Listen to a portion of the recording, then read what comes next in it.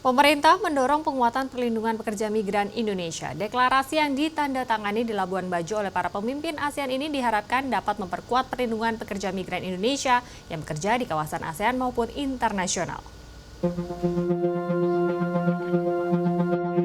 Di bawah keketuaan Indonesia, KTT ASEAN ke-42 menghasilkan total 12 dokumen deklarasi dan pernyataan ASEAN.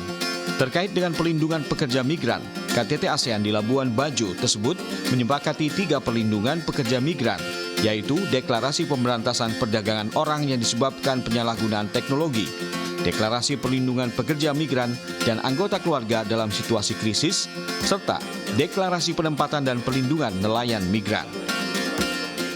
Deklarasi is one thing, tapi bagaimana kita bersama-sama secara kolektif di ASEAN meneruskannya dalam tatanan yang lebih konkret juga is another thing. Dan jangan lupa PR dalam negerinya, supaya tidak berhenti hanya kita nuntut ke orang lain, ke negara lain, tapi kita lupa bebenah di dalam diri.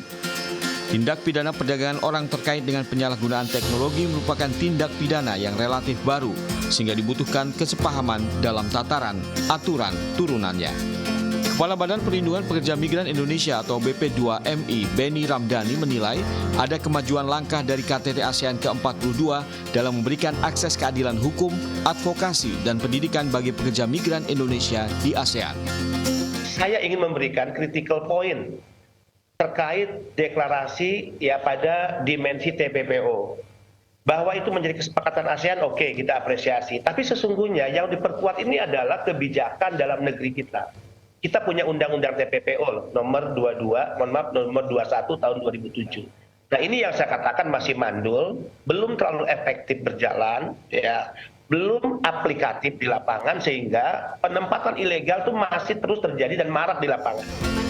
Berdasarkan data BP2MI dalam 3 tahun terakhir, 92.000 orang pekerja migran Indonesia dideportasi dari luar negeri. Dengan rincian, 3.600 pekerja migran mengalami sakit dan cacat fisik, hilang ingatan, depresi ringan, dan berat. Dalam periode yang sama, 1.900 jenazah pekerja migran juga telah dipulangkan ke tanah air dengan rincian 90% rata-rata pekerja migran ilegal. Terjadi di hampir semua dunia sebetulnya di semua kawasan dunia. Tapi di ASEAN itu menjadi menarik, terutama akhir-akhir ini.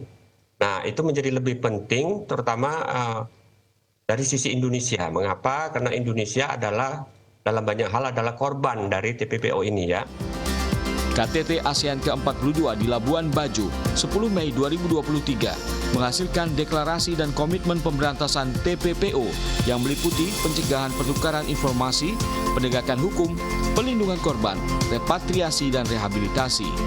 KTT ASEAN ke-42 juga menyepakati penanganan kerentanan dan penyebab peningkatan risiko TPPO, khususnya melalui penyalahgunaan teknologi.